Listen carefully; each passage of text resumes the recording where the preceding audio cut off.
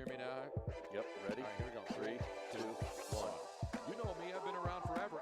I know him. I know him. This is the Tony Bruno Show.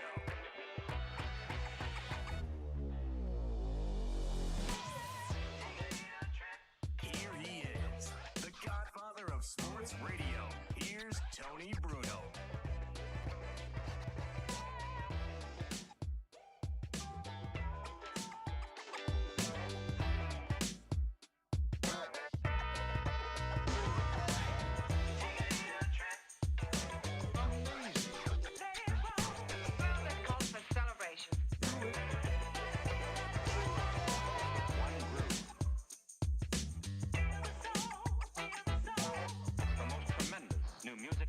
Ladies and gentlemen, it is not the godfather of sports radio.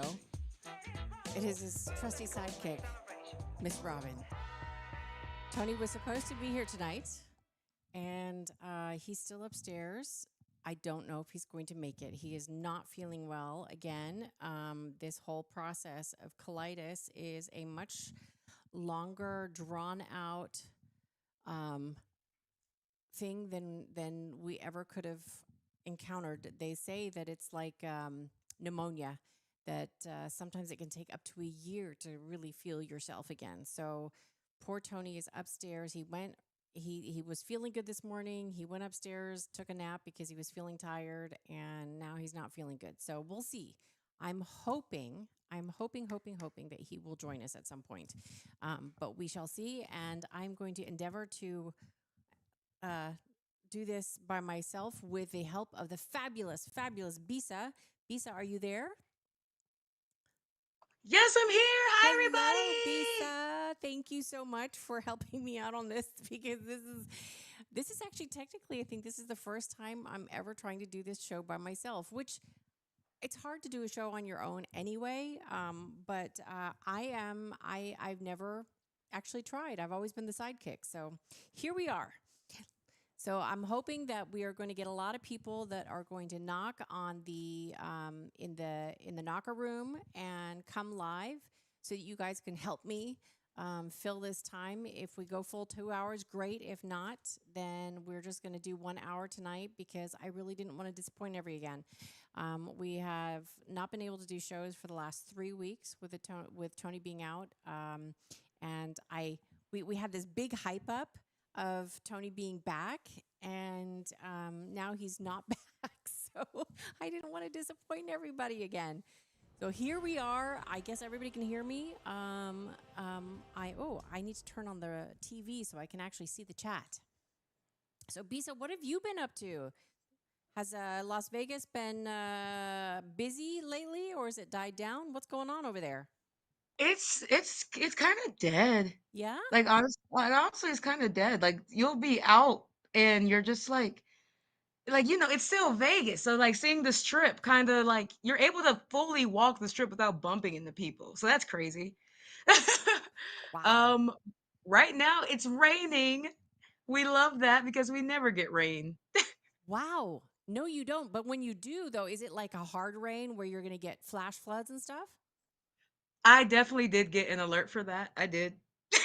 Yeah, I mean, I know that in Arizona, when I lived in Phoenix, that if you hadn't had rain, like when the monsoon season hits, people are stupid. They'll be like walking out in the desert, saying, "Oh, this is so nice and refreshing," and all of a sudden, water comes whipping around a corner and washes them away. So it's serious. Like these flash floods are serious business, and people don't expect it. Yeah, no, and I feel bad for like the mole people. The mole people? What the heck are mole people?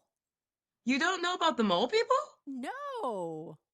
No, this is actually real. This is real. You can under this, like under Las Vegas, like 3 feet under your feet when you're on the strip doing all that gambling and drinking, Uh-huh. there's nothing but tunnels, and there's so many displaced people who live there. Are you serious? So that whole underground city is a real thing? Yeah. Like sometimes when I'm like, like going out and like I may be in an area where you can see like an entrance or exit, I've seen people enter and exit out of like Okay, the that's tunnels. And freaky. Because it's a the mole people were sort of like that urban legend thing. And there's Yeah. other things that are urban legends too. And if the mole people are real, then you're like, okay, are the other things real as well? Like it's crazy. And like so when it rains like this, I feel because that's what the tunnels are for. Like they're supposed to get all that water and you're like, "Oh my goodness, you hope for those people are safe." And they say it's technically unincorporated Las Vegas. So the city doesn't do anything about it. Wow. Paul Ferreira is saying, WTF is this audio? What is I'm the hearing I'm hearing you crystal clear now? on You're on No Filter, right, Bisa? yep, I'm on No Filter. My phone is on X. My iPad is on Facebook. You got it all My covered. other laptop is on YouTube. Woo! Bisa, you are the bomb. Um, so yeah, so we for those of you who are still joining us, just an update. Tony was going to be here tonight. He was feeling great this morning. He went upstairs because he was feeling because one of this thing about colitis is that he's exhausted very easily. So he went upstairs to go take a nap, and when he woke up from the nap, when I brought him dinner, he was not feeling so great. So I'm hoping that he's going to rebound a little bit and maybe join us for a little bit. We shall see. But in the meantime, I am up down here, not up here, down here, trying to soldier on. So here we are. Now I'm looking up at the chat room, which is up on the TVC. Hold on a second. Let me show you what I'm looking at. Up here. See? So I can see the chat up there on the wall. Because the main computer that I have to work stuff off is here behind me, which is awkward. So obviously, when I'm here by myself, this setup does not work out very well. But I can see here Linda Ferrari, Bruno the Tank Engine, Wayne Atkinson. There's a bunch of people in the chat room from Twitter, YouTube, etc. And then there's a whole bunch of other people that are on the No Filter chat room. So this is just a little bit of homework. If you are on social media, please hit the thumbs up, subscribe, whatever it is that you can do for free, so that we get a lot of people following and it helps the algorithm. But if you would like to join us in the studio, online studio, which is only available on No Filter, just go to nofilter.net and search for the Tony Bruno Show. You have to create an account through your email address.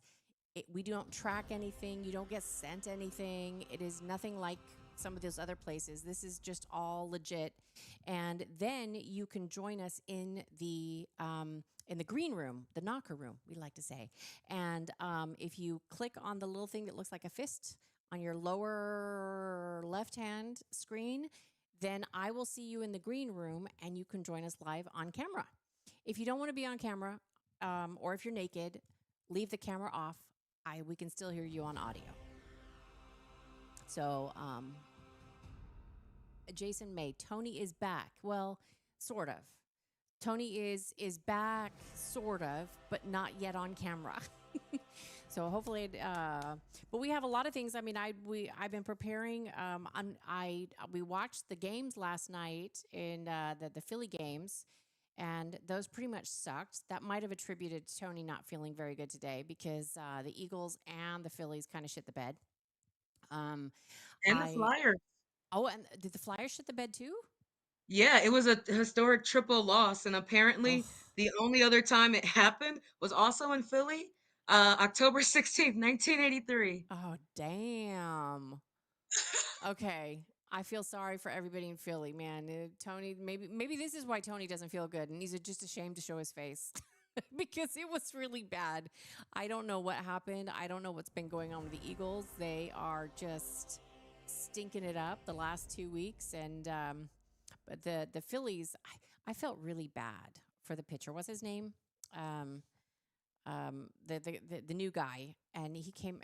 I mean, it was a big blunder. But did you see his face? I don't know if you saw it, Bisa. I don't know if they have the replay, but his face when he realized what he did by accidentally throwing to home plate instead of to first, I felt so bad for him. I mean, my empathy was like, oh, you screwed up big time on national TV, and you know it. No, You, I'm definitely looking at it like he's oh, just like hands in his head and oh, yeah, oh, like poor kid. it was bad. It was really, really bad. So, And it's like game 4 of like the division too. So yeah, it's like, oh yeah, crap. yeah, yeah, it was bad. Let's see, what else do we have going on down here? Oh, the Gators back tonight. I was out taking some video of them, and you know what? I am now wondering if this is not a gator, but if it's maybe it's a crocodile. Hold on a second. Let me see if I can pull up the photograph video of it for anybody out there who is an expert, because I certainly am not. Um, but this the f- the head looked more narrow. Like a gator has sort of a rounded snout and mouth, and crocodiles are more narrow. And this looked like, let's see, what's the easiest way to bring it up? Um, BC, you So keep is it like an talking. alligator? It was an alligator swimming out here in our canal out behind our house. But I think it might have been a crocodile.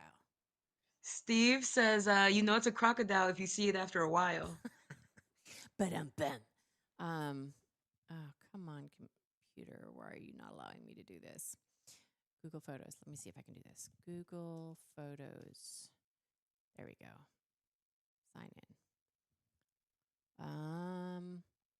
See, now you see how much I do when Tony is talking. Then I can do this without.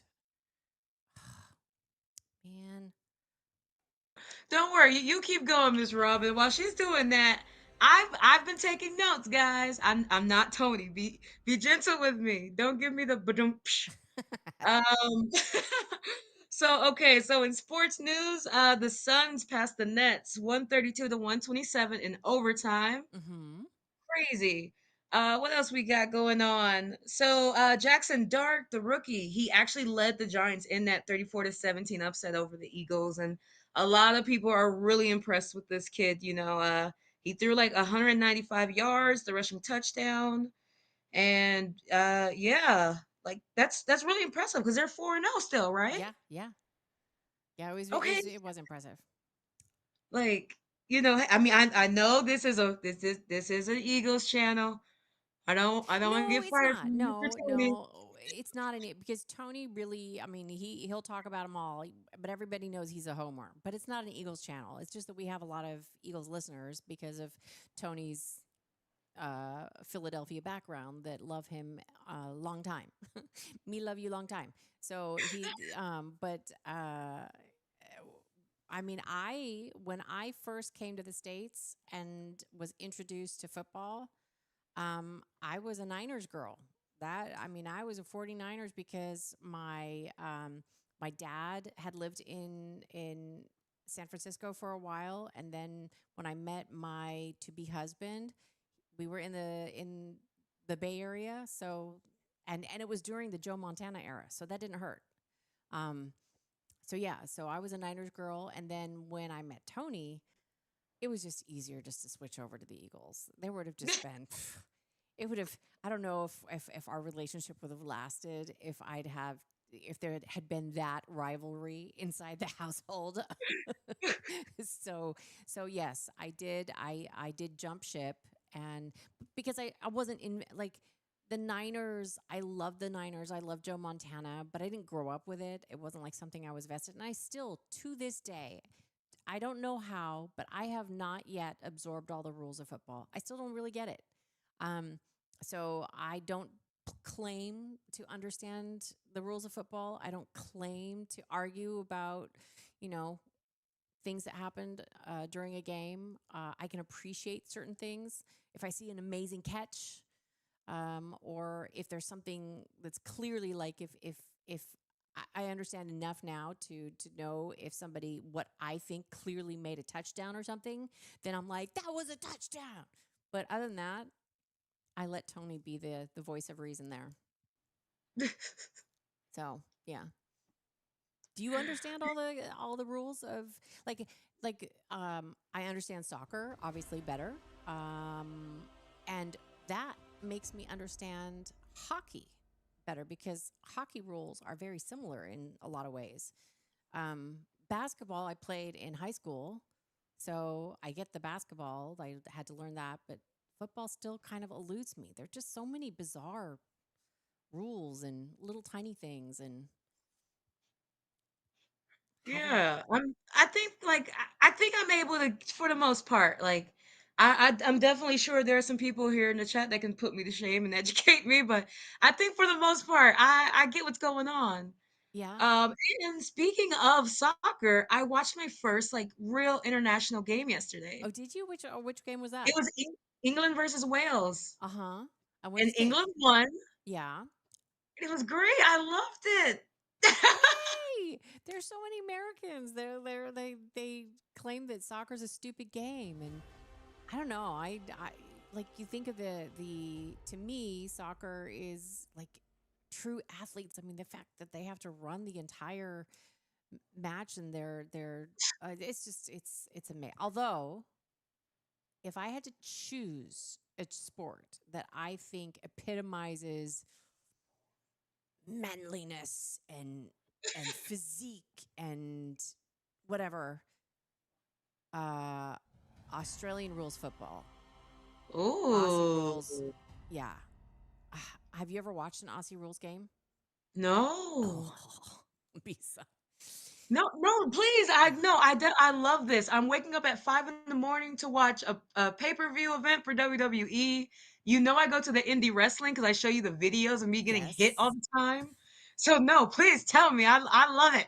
Aussie rules, it's like rugby and gymnastics kind of combined because with Aussie rules, you're allowed to launch your teammates up in the air to catch the ball.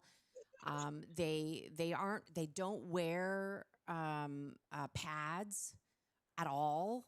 I mean, they are the and oftentimes their physique are very much like Greek gods. So it's an enjoyable it's enjoyable to watch. Okay, As I'm fun gonna too. should get on that. Yeah, yeah, you See, should we get on talk that. about real sports when Tony's not here. Joe Quill says, I wagered once on Aussie rules football. So Joe, what How'd it go happened? for you? Yeah, how did you do when you wagered on Aussie rules football? Um let's see. JC the kid can't put it all on the Phillies pitcher though. Hope his teammates told him it was a team loss. I remember what happened to Bill Buckner or even Donnie Moore. Hopefully Orion Kirkering is okay. Yes. Stacy Smythe says rugby is crazy. Yes, it is. It's crazy, but good crazy. Um, Matthew Raposo, rugby and Aussie rules are rough. They are rough. I mean, but the thing that's so bizarre is that I don't see. I mean, people get hurt. Don't get me wrong. They absolutely get hurt, but For I don't sure. hear Aussie rules football players getting hurt as often. Well, I probably don't watch it as often, but I don't hear it as often as like say American football players with all the pads and everything. So I don't understand. Like, are they just more in shape? Are they just tougher?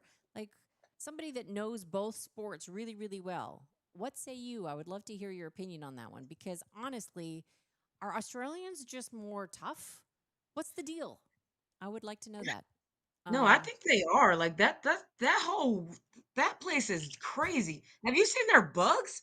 They're the size of my head. I No, I know. think that you have to be a different breed to The live in hunt. Australia. When I first saw a video of the huntsman spider, look it up. Let me see if I can find it. No, no, The I know how huntsman. I know how that looks. The huntsman spiders are like the size of my hand. Like if they Ugh. jumped on you, they would cover my face.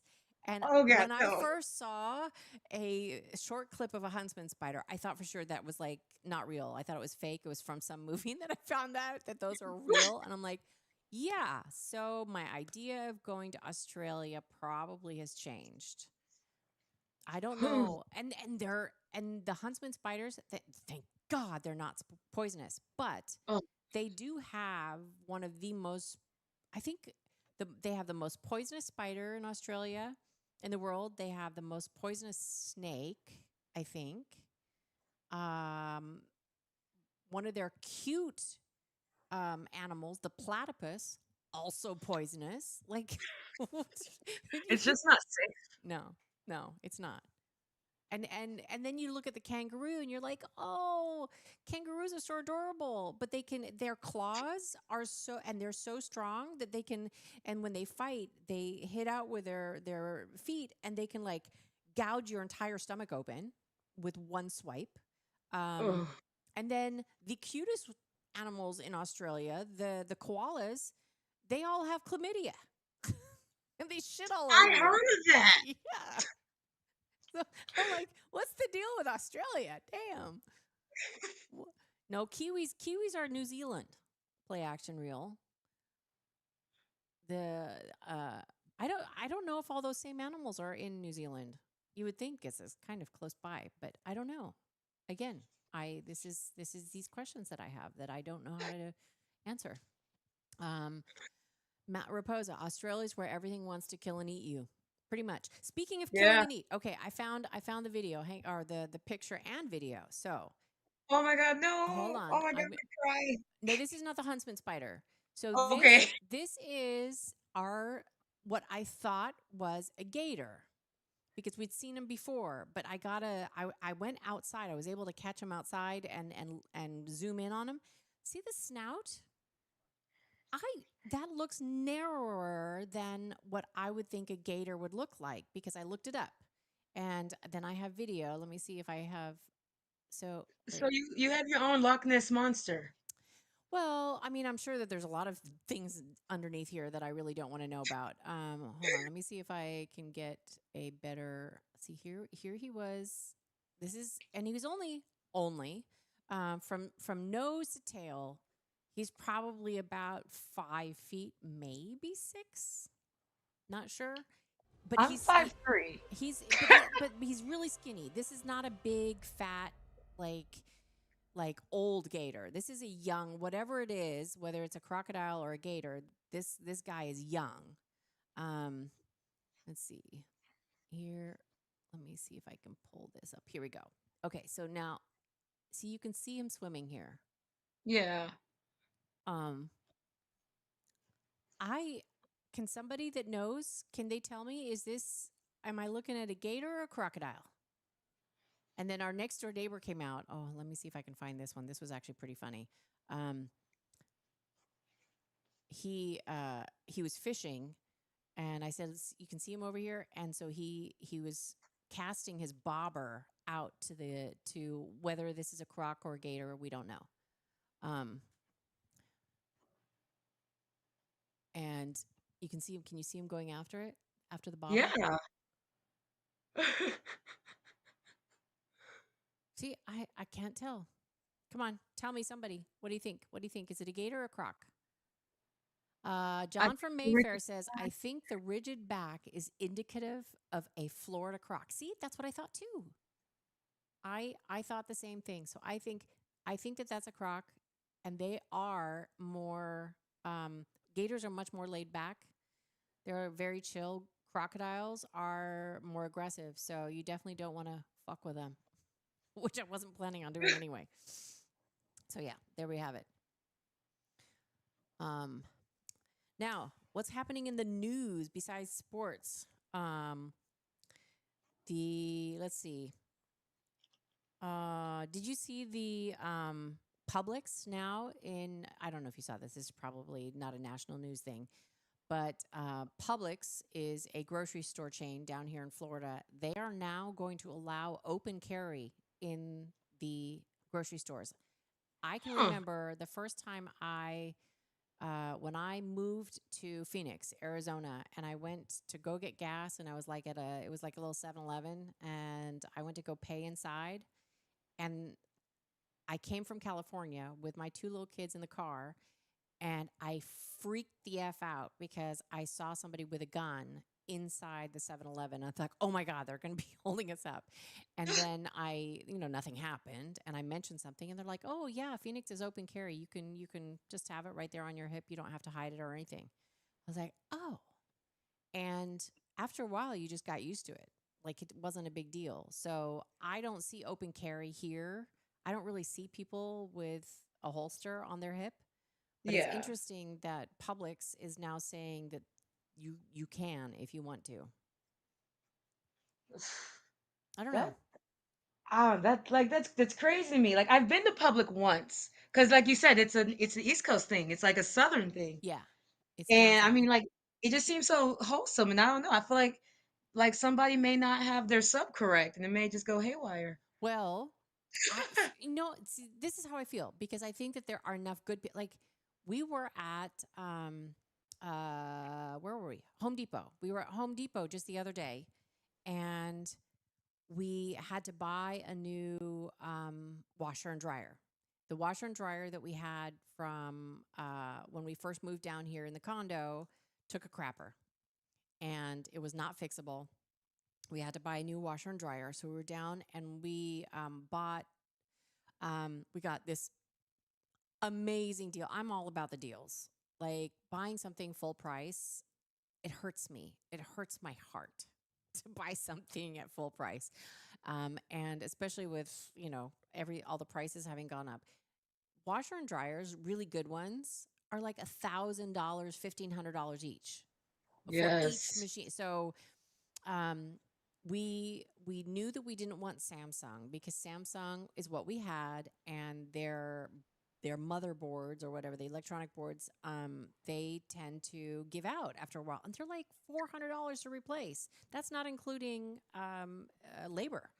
So when it went out, we're like, okay, we are definitely not getting a Samsung because the electrical storms around here, they just wreak havoc on it. And we are getting a surge protector for the house, but that's beside the point. So we're at Home Depot and we go to the what we call the scratch and sniff section, where it has like the dents and the floor models. We call it the scratch and sniff. And there was a freaking amazing deal. It was brand spanking new LG washer and dryer. We were only going to buy the washer, but then there was such a good deal on the dryer too. And we're like, you know what? Let's just do LG because they do much better and they're more reliable. And but when you buy the scratch and sniff, they don't have the delivery option. So we had to bring them ourselves. So we are outside and they have like this big, like lift type rolly machine that they can. It's not a forklift. It's something that you push, but then it has a hydraulic lift on it. So we're having them loaded into the back of our pickup truck, and this guy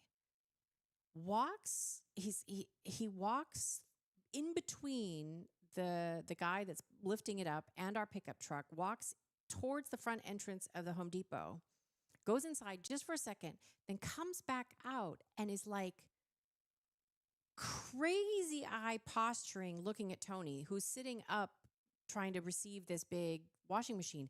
And he's like, I mean, let me see if I can do it justice. I'm going to try to make my crazy eyes look, okay, right? He's like, like seriously, like really, and like when you see somebody that is truly insane, like that's what the eyes were. Like you could see the whites in his eyes, and he was started pointing at Tony, and Tony's like looking at me, going, "Am I what am I doing? What's going on? What's going on?" And then I said something to the guy that was helping us, one of the Home Depot employees, and he goes, "Oh, don't look at him. This is somebody that that we have issues with." So my point is, this is a crazy dude. You don't know if he has a gun or a knife or whatever, and he's suddenly going to attack somebody. Like, I would much rather know that there are good people with guns that can stop him. That's my, No, for sure. I'm, Like that's I how I get would. so happy when I hear about someone thinking they're gonna do something crazy and someone was able to Yes, take care of it. I, I'm a fan of that. I'm a I'm very much a a fan fan. of. I'm a fan of being protected by people that are, good people with guns. Yes. Because I think that the reality is like if you could snap your fingers and just make guns go away, yes, that would be the best option. But that's not going to happen, unfortunately. It's just not. Like you can't snap your fingers and make all guns disappear. The only thing that would happen is if you make guns illegal, if you take away the Second Amendment rights, then the only people that would have guns are bad people. And unfortunately, that's like there's no way around that now. Uh, And so what are we going to do? Well, I want more good people that know how to handle guns, and they know how to save people that don't want to carry one. Well, at least like with it being Florida, like like Florida, Texas, I'm not worried about you guys. No, no, I don't. But there are other places where they have really tough gun laws, like almost Yeah. all blue cities that have very, very tough. Philadelphia, Chicago, Baltimore, they all have very tough gun laws, and they have a lot of problems. All I'm Very, saying. yes. That's all I'm saying. So, yeah.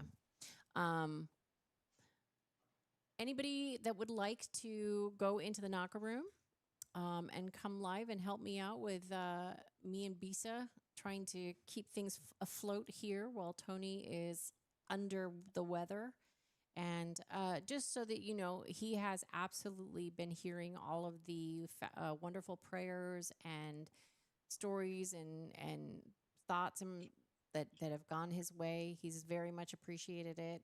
He was hoping to be able to tell everybody in person tonight how much he appreciated it. And it's sort of like a day by day. Like Wednesday, he felt fine in the morning to do the WPHT fill in, or not fill in, the pop that he does on up in Philly. Um, so it's just weird. It's just weird how the body just 1 minute is fine and the next minute literally takes a crapper.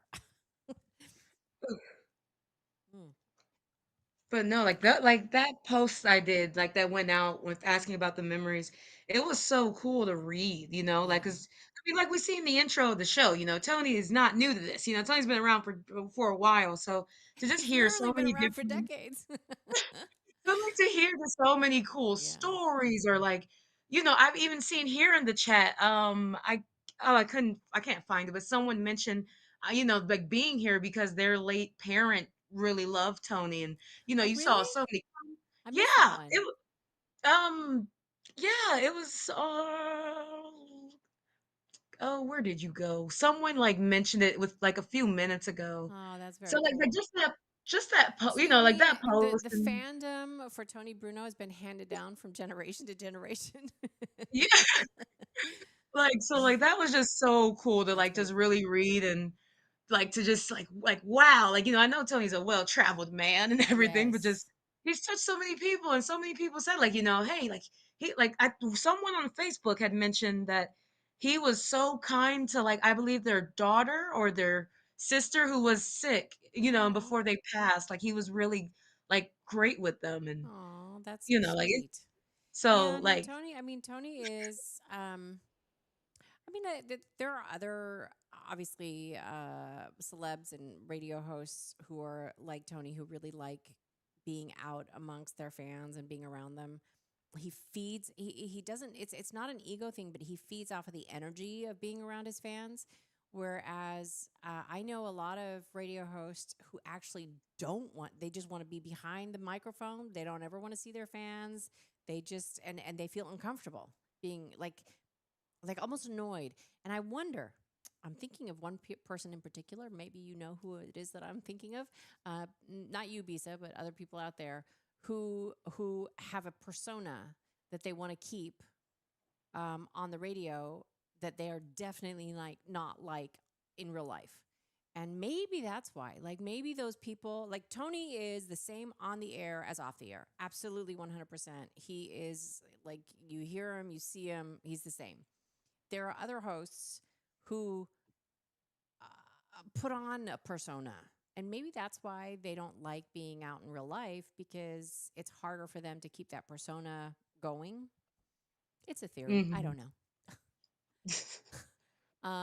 Brian Wagner. Robin Icarus was a fan of Tony's before he flew too close to the sun. John from Mayfair. I have a great story for TV.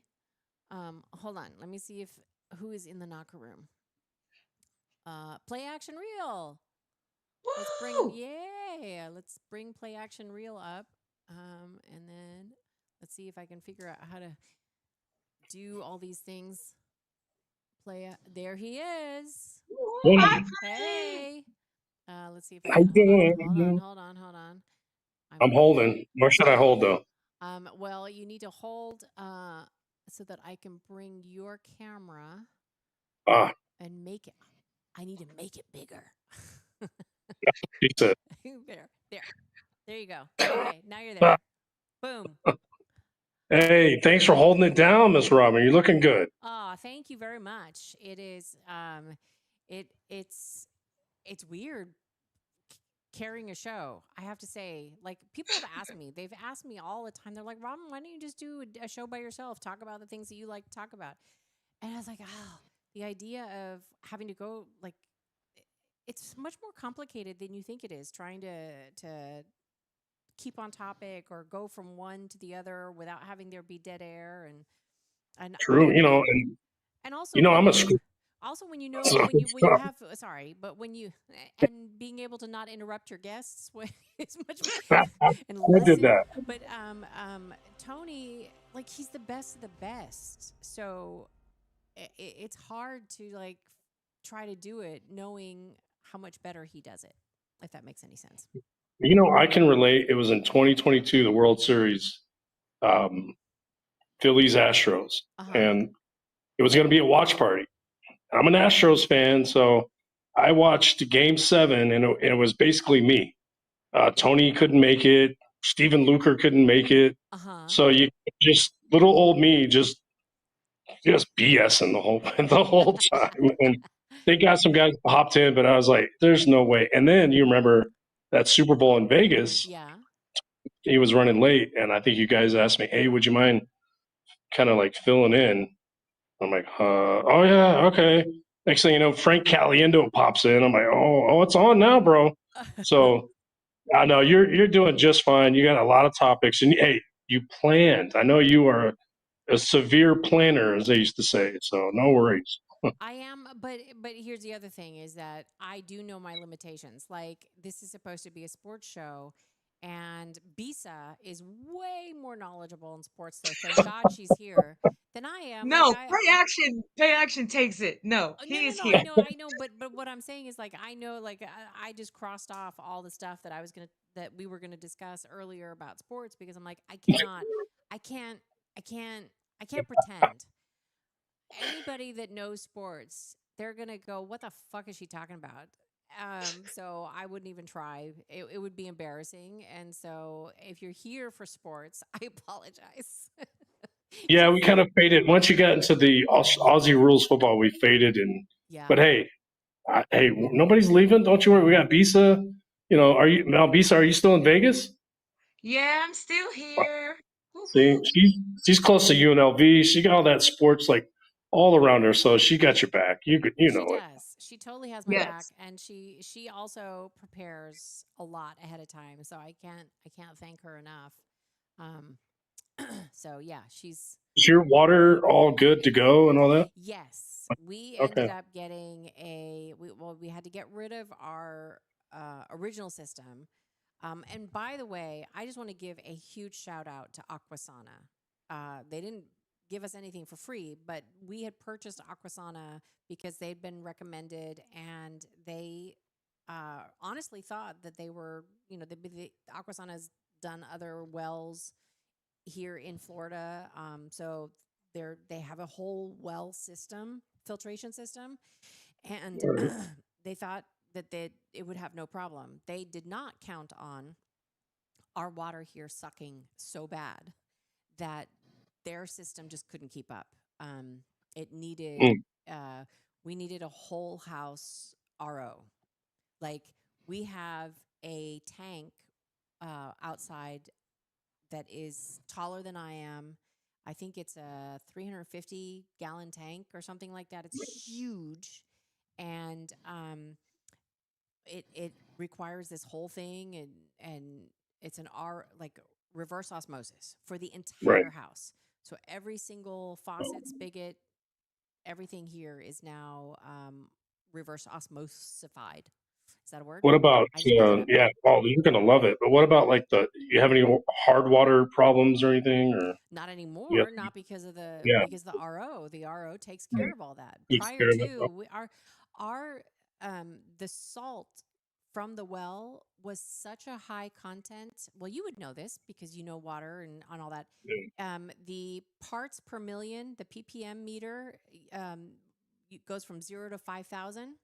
It went past it. It broke it went past it. It was so high. They don't even know exactly how much it was. It was that high. And when we first tried it out, we were so excited. We got all of our new appliances and everything, and we turned all the water on. The salt content was so high it wouldn't even freeze the ice cubes. That's terrible. Yeah. Oh, God. And then it was making within like our dishwasher. We ran it like once or twice, not realizing that it was so bad. And everything started to rust within one wash. It was, yeah. It's not great. Yeah. So we knew, we're like, oh my God, this is really bad. This is going to ruin all of our brand spanking new appliances. We need to get rid of this shit immediately. And in the meantime, Tony got sick as well. And I'm sure it was him taking a shower, accidentally getting something in his mouth. And here we are. No comment. Well, yeah, I'm glad it's all Thank you. all better. You guys, like I said before, you deserve that awesome house, and it just looks like a blast right on that wonderful water. So It's gorgeous. It is a beautiful location. I can't wait for people to be able to start coming and visiting. We're not quite there yet, and we also need Tony to be on the mend. But and we need to start getting some sponsors for the show so that we can stay here. So if anybody would like to sponsor the show, if you know of anybody that would like to sponsor the show, please let me know, because we then Tony, this will cheer time. Ooh. If you know anybody that wants to sponsor the show, we could surprise Tony, and that would make him feel so good. it doesn't Tony, hurt. while you're My gone, company is.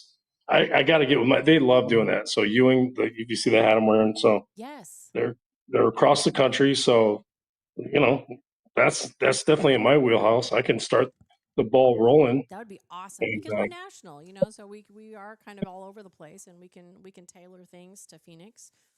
But yeah, and I'm getting all the guys I work with. It's like they're like, "Where's Tony? Where's Tony?" I'm like, "Hey, easy. Just watch some old shows." So I rustled up some old YouTube, and I'm like, "We got to watch the one." I was like, "There was a recent one, and you know where I'm going, the sperm race." So, so we that was bought that, and we're like, awesome. "We got to watch the sperm race." The So sperm race was freaking phenomenal. Oh, it's over, right? So now we're back. So, yeah. uh, Yeah, but but no, I hey, mean, I'll work I on think that. that would be like the most awesome surprise for Tony if we could like get some sponsorships so that I could say, guess what, Tony Bruno, when you come back next week, and then depending on how much the sponsorships were for, we could like even start doing more than one show a week. But let's just get him back healthy. Yeah. Oh yeah. mentally and physically. I think this has also taken a big toll on him mentally. He's just like, well, I don't know if anybody has been sick enough to have like diarrhea for more than one day. He's had it for a month. Ooh, yeah. Yeah, and that takes a major toll on you mentally. He's just feeling. He's starting. It is starting to get better, but the mental, like you start thinking like, am I ever going to get over this? Is this the way I am going to have to live for the rest of my life? Thank God that's not happening. But he's going in for a colonoscopy the 23rd, just to make sure that there's nothing up there that we don't know about.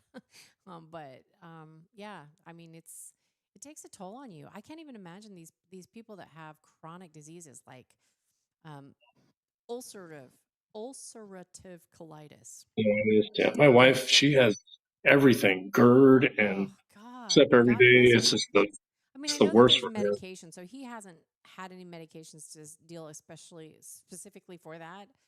He went on antibiotics. By the way, did you know that antibiotics, like I know that you can have a reaction to an antibiotic with, if you have a rash or anaphylactic shock Yeah. or, those types of traditional type of reactions to an antibiotic. Tony, because he's special, had a different kind of reaction to these heavy duty antibiotics that he had to take for the colitis because his colon was so inflamed. I want to say that one of them was the Zithro, no, it's a Z-Pack, whatever that is. Oh, right. And then the other one was started with an F, blah, blah, blah. Anyway, heavy duty antibiotics. And he started taking them, and within 48, a little bit more than 48 hours, he had insomnia where he could not fall asleep. He was up 24/7. He started hallucinating. Like he was literally seeing things. He was saying, Robin, Robin, do you see that? Do you see that face? Do you see that's a person over there? Like he was freaking out. Oh, And yeah. then he was having Dr. Jekyll, Mr. Hyde mood swings, like angry, like scary, angry, and I mean it was just insane. Called the doctor. The doctor says, "Ooh, cut his. This is not a well-known side effect, but it is a known side effect. Cut his antibiotics in half, and let's see how he does there." And then for 24 hours, we thought, okay, he got a good night's sleep. Things look like they're going to be okay. And then 48 hours, he started having it all over again. Call the doctor back and they say, take him off. This is too dangerous. So, Same thing with my wife. These yeah, antibiotics are just crazy. Like she damn. had female kind of issues and a sty, and I'm like, hey, I'm the one with cancer. You go over there. I'm supposed to be one. It's So, insane. Like it was scary. Like he was, he was even talking about self-harm and stuff like that. Like oh no. his brain was gone. It was very Uh-oh. scary. Like and then he was absolutely convinced he his equilibrium was off and he was wandering at night. So instead of having him sleep upstairs, we put him downstairs in the bedroom because I thought, what if he wakes up or gets out of bed and falls down the stairs? Ugh, Yeah. it's been a That's whole been hell thing. for you. It's been a whole You've thing. been going through hell too because of it. You gotta, it's not good. Well, You know? well, it is hard on your loved ones when somebody, like they say that if you are the caretaker of like a parent or a loved one for a long time, it actually does more damage than an illness. Did you know that? Yes, I believe that. Hey, my mom's living with me, so Oh, how about that? there. So you know, I mean, it is the most it is the most stressful job. It Yeah. ages people. It is harder to do that than anything else. It's like, Yes. damn. Well, going back to and these doctors, I swear they're just grasping at straws.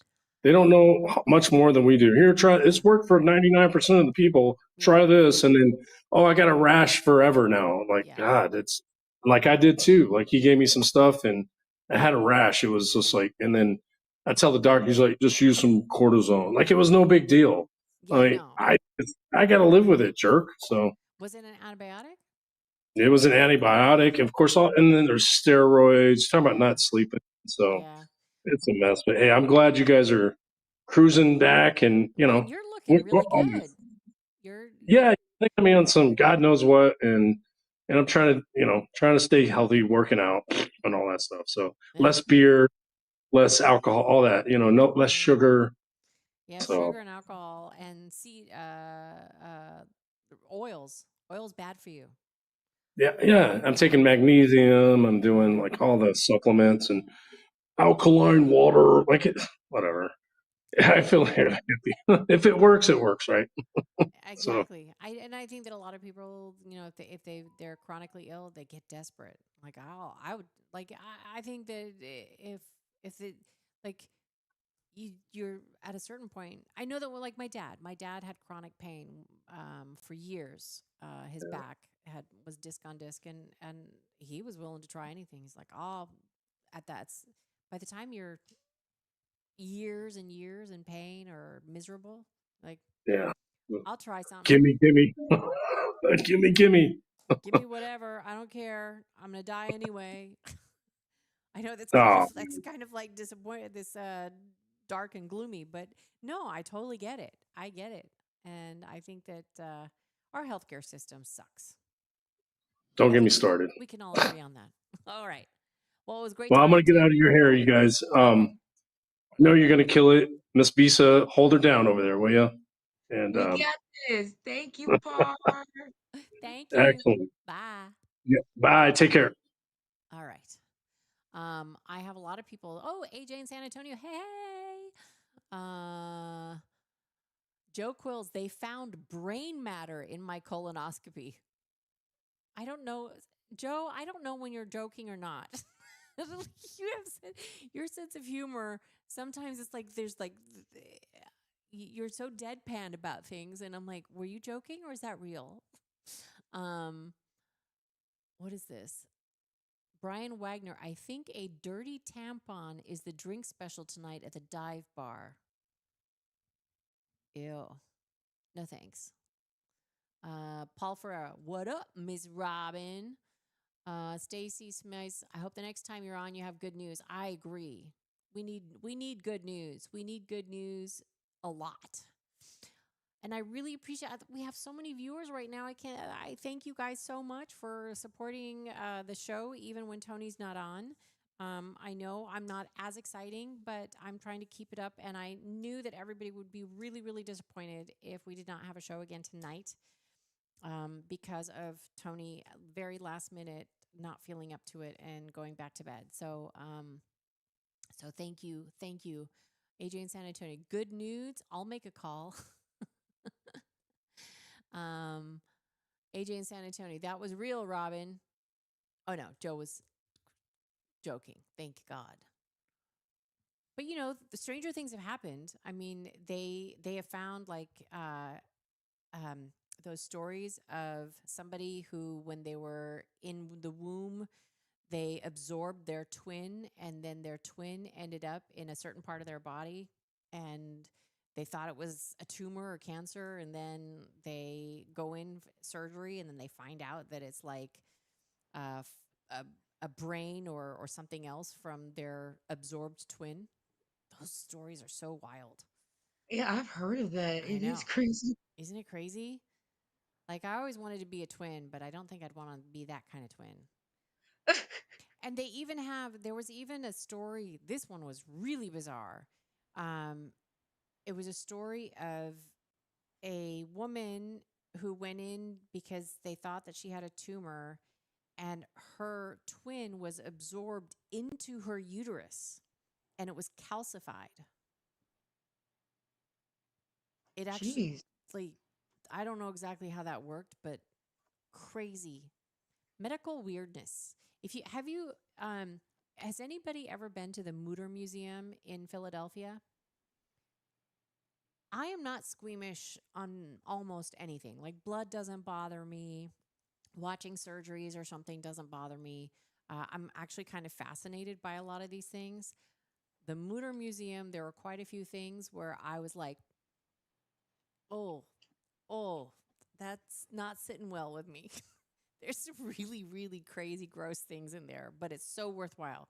The Mutter Museum, for those of you who do not know, is one of the Mutter Institute was uh, one of the first doctor teaching institutions in the world. And they collected all sorts of strange things. They allowed, they made it okay for you to study cadavers and all that. And then they started collecting weird shit throughout the eons. And they have really, really weird stuff. Like um, they have drawers and drawers and drawers full of things that people have swallowed that have been removed either while they were alive or after death. And Oh, people, interesting. yeah, I mean, there is this, what is it called? Cats, animals can get it too, where they chew on stuff that they're not supposed to chew on. They try to eat stuff. I can't think of the terminology. I know for humans it's called like pica, Pica, P-I-C-A. pica, yes, pica, exactly. And so, people,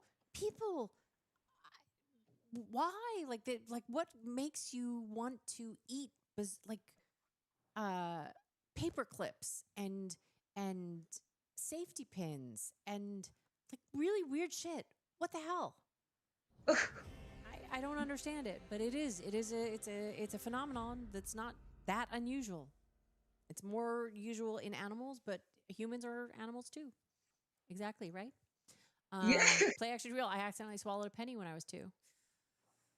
Did you have to wait for it to come out, or was it removed? um, Brian Wagner. I've been there, Robin. My now ex-wife made us go there when she was becoming a doctor. Yeah, it's strange. I highly recommend it. Just because of the history itself, and it has a slice of Einstein's brain there. It has actually it has some really interesting. It has what else does it have there? Some of the I don't know. It's been a long time since I've been there, but look it up. It's fascinating. Play action real. Have you watched the Ed Gein show on Netflix? No, but my neighbor was telling me about it, saying that it is freaky. Mass murderer Ed Gein, or is it Ed Gein? I think it's I Gein. yeah, I think it's Yeah, Geen. but his murders are what a lot of horror shows are based on because Yeah. he was so prevalent and so ugh. Um, I'm strangely uh attracted to those kinds of shows. Is that weird? No, a lot of people are into true crime. Like it makes money. A lot of people love that. I know, it does make money, but I don't know. Like Tony, yeah, I was watching. It was raining one day, so I was like watching show after show after show of one of those true crimes. Like I forget what those called, but Tony's like, are you enjoying this? Or are you taking notes? I'm like, no, I don't have any paper. See, I'm not taking notes. Stacy Smize, I saw a story. My strange addiction. A guy loved to eat dirty diapers. Oh, Oh, see, that show was oh, crazy. that's just what because they talk about how those types of things are oftentimes they can trace it back if you're in therapy they'll trace it back to a certain age where these fixations start. So between the ages, I want to say like 6 and 12, in your developmental brain, that these fixations, whether it's a sexual fixation or these bizarre fetishes, um, are developed. And for whatever reason, you're at the right place at the right or wrong place at the wrong time, and something triggers it, and it becomes a fixation or obsession. Like I was because I took abnormal psychology in college because I found it fascinating, or maybe I was trying to figure myself out. I don't know. And they were talking.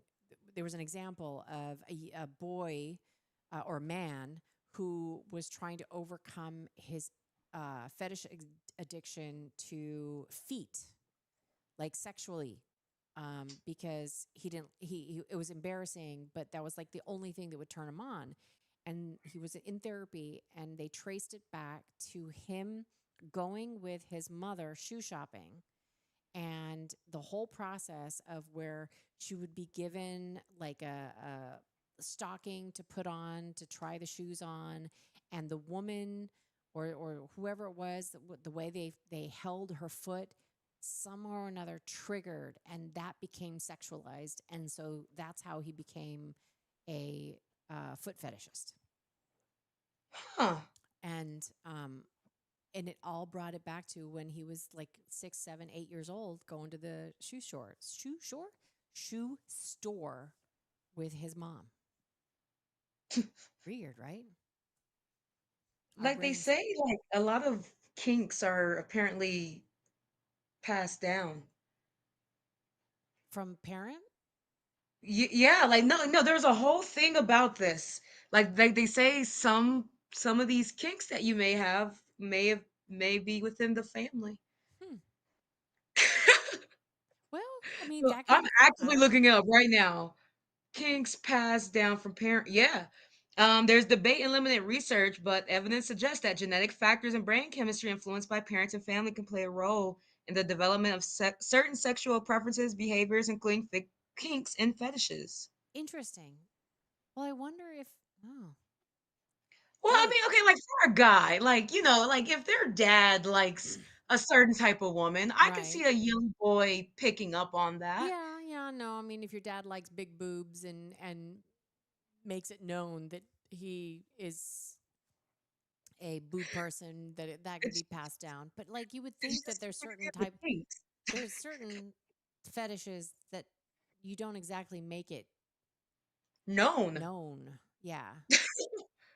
So that would be that. I mean, if like if you did not know that your dad was into wearing women's underwear, and somehow you ended up being somebody that was into wearing women's underwear as a guy, that would be wild. If you didn't even know, and then you Yeah. ended, that would be crazy if that was handed down somehow. We're having a very interesting conversation in the Yes. comments. Actually, this would be a conversation. This is the kind of conversation that we would be able to have with my fabulous friend Heather, Dr. Heather, who is she has her PhD in therapy, and she's also a certified sex therapist. And she and I want to start a show together because I'm, and we Yes. would be talking about all sorts of, not just sex, but I mean, obviously, and we want it to be a call-in show where people can. Do you? Does anybody remember Dr. Ruth? I love Dr. Ruth. Okay, so She helped me learn how to. what did she help you learn, Visa? No, she, Dr. Ruth. When I moved to the States and I would be up late doing my homework in LA, she was on the radio from like 10 p.m. to midnight or something like that. And I can remember listening to her and I thought she was hysterical. I thought she was awesome. No topic was off limits. And she was respectful and she didn't sexualize sex. She just made it very, you just talk, you can laugh, but she didn't make you feel embarrassed and she didn't like, it wasn't titillating is my point. And I respected that so much. And there's been nobody out there that has done anything like that since then. And I don't think that there's anybody that can replace her per se, but Heather and I become very, very, very good friends. She is amazing. She is also a Philly girl. And we've talked about it, and I think that it would be fun to start a show. We still don't know what we're going to call it. But yeah, so we're working on that too. um, the show Snapped is a show that could give people some bad ideas. Yeah. Yeah. Sometimes No, there are shows on there that are like showing people how to kill people and get away with it. I'm like, this is not a yeah. good thing to show. Like, we don't need to be giving people ideas. There's enough. No, there. do you see comments about the freaking Philly with Swiss cheese and his. Yes. Yeah, no, The Swiss that's cheese why I said bandit. we're having a very interesting conversation. The Swiss cheese bandit.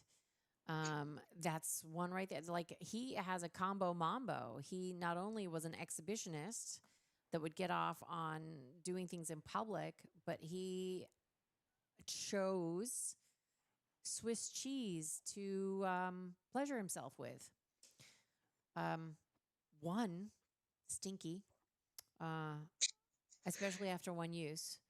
Ugh. Um, There's so many just bad jokes already about that part in cheese. Like, why would you add real I cheese? know, I'm from Wisconsin. Why would you ruin I cheese? know.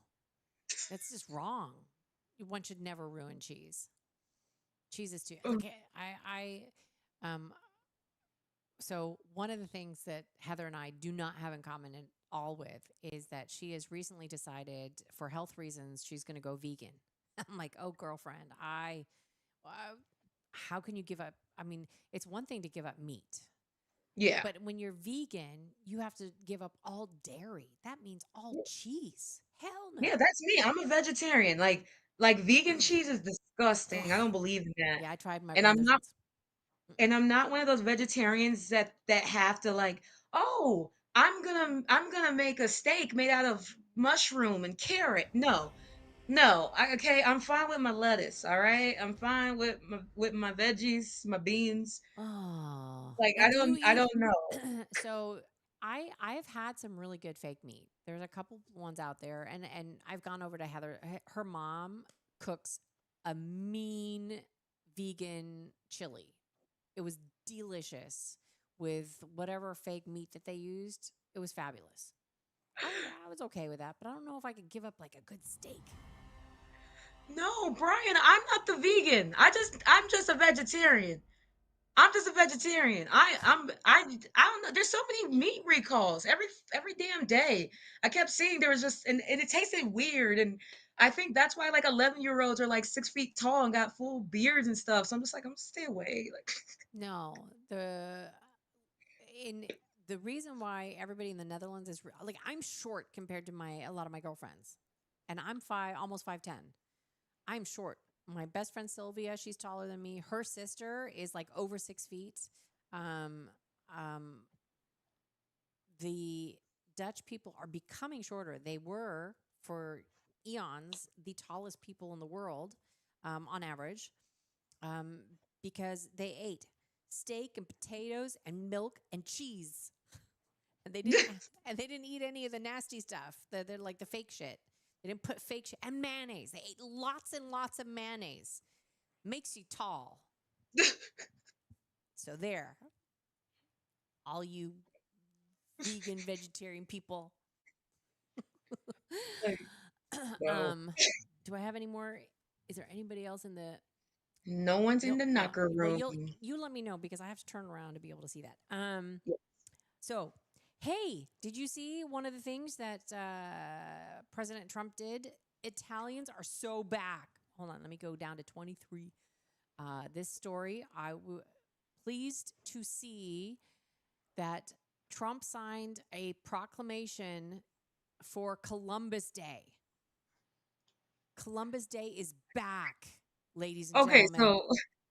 so Trump. Okay, so wait, what does that have to do with the Italians? Columbus was Italian. Columbus was Italian? Well, I don't know. You just hear so many stories. I see him like a myth, like Helen Keller. I don't know. Christopher Columbus was Italian. He came over the United States on behalf of the Spanish Okay. because they were bankrolling the whole thing. But Christopher Columbus, was Italian. And Okay. So now he has his day back. It's no longer yes, indigenous people. It's back to right. Columbus. Yes, it's back to Columbus.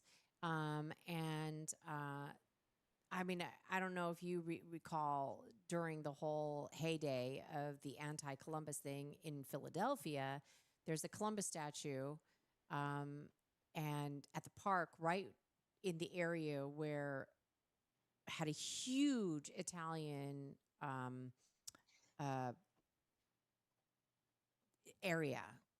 A lot of Italian, like the Italian market and all that, although Italian market is now becoming more Mexican market, but that's beside the point. Um, and so they were going to tear down the Columbus statue that was there, and the Italians that lived there were like, "Hey, no, no, he's here because we live here, and don't do that." And there was a whole thing, and they had to bring down police to guard the statue, and then they boarded the statue up and they left it in a box. They left Columbus in a box for a while, and then they finally was able to remove. It was the whole thing. So I am not for erasing history, whether it's good Mhm. or bad, because I know that Columbus was not a saint. I know that he did some horrific things. Uh, but if you look at the time period that Columbus came over to the United States, almost everybody was kind of vicious. Like, if you look at the world, it was not an easy time to be alive. It was a fight or die kind of a era. Um, like even in Europe, if you were traveling down the road, you didn't know if you were going to be attacked. There was wars. There was at that time, um, people were still under the impression that they could travel, and if they landed somewhere, then that land would become your land for your country. And so that's how come the whole colonization happened until we got to the point in history where all the land was pretty much colonized and taken and established that it belongs to whatever country it is. There was a few hiccups here and there, like the Dutch still owned Indonesia, and then during the war they lost it. World War II. What else? There's a couple of other what were the islands the British had? Blah, blah, blah, blah. Not the Channel. Come on, which islands am I thinking of? Okay, British Islands. Yeah, but there was a in the 1980s. There was the whole. Okay. It starts with an Okay, A. I Robert, want to can I say. be honest? I grew up in the inner city and not the best school district. I don't Well, but I don't know if we learned the same information. well, this is important though. Like I think it's important that people realize like the whole colonization thing. That was a like you wouldn't that would not happen now. And the reason why the people are where they are was that everybody was doing it. Like there was not one single country that had an opportunity to take land from somebody else and then they decided, "Oh, out of the goodness of our hearts, we're not going to do that." That did not happen. Like it was everybody did it and like even down in Africa, other Africans sold each other out in slavery. Slavery has been around way before Columbus and it's been going on forever. I like my point is that Columbus was a man of his time. If that were like if Columbus came over today, we would stop him. Like that would not be able to happen now. But we should not erase that part of history. Yeah. That was a really long way of saying that. um, Brian Wagner's asking, Bisa, where did you grow up? I put it in the chat, but Milwaukee, North Side specifically. Uh yeah, I don't like a lot of people are just like, oh, what's in Milwaukee? Like, cause they think, cause I get it, it's Wisconsin. Okay, we don't have too much, but Cheese Milwaukee, curds and we beer. What more could you want? we got Summerfest, the largest music festival, BT Dubs. Uh-huh. We got what do you call cream puffs? They're actually like really famous. Really? We got the Brewers, we got the Packers, we got the Bucks. We're the real cheese state. Sorry, California. Don't know what to tell you. Yeah, we got good cheese curds. What else we got? We got some good beer. Yeah. Harley. Are you motorcycle people? You can thank us, Harley. So I started in Milwaukee. I mean, I know that Yeah, the one of the biggest factories that they had was up in York, Pennsylvania. But I yeah. Gene Wilder. Um, it's hmm? Oprah technically. Uh, uh, but then I have to remember if I'm gonna say names, I gotta say Ed Gein, I gotta say Jeffrey Oh, Dahmer, I gotta say Little Slender Girl. I don't know why so many of hmm. our people have to be kind of interesting. It's always the people Interesting. who want to eat people. I don't know why, but we definitely do know how to drink. Uh, I feel like I used to be able to drink a man down. Like I could drink him under a bar, but I stopped. Yeah. Now, what was your at the time when you could drink a man down? What was your drink of choice? Yes.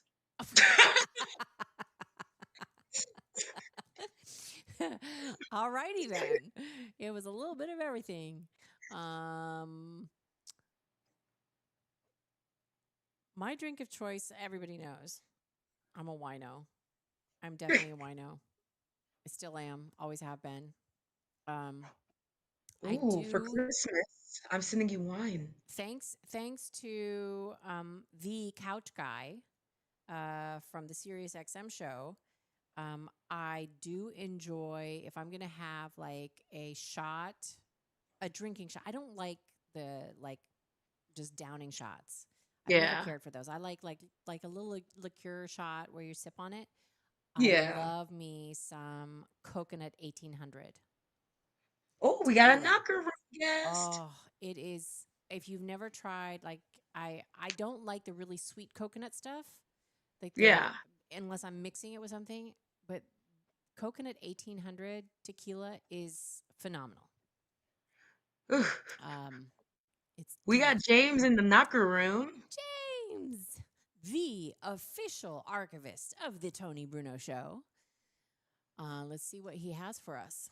Oh, I forgot to take out the. Oops, hold on, Jim.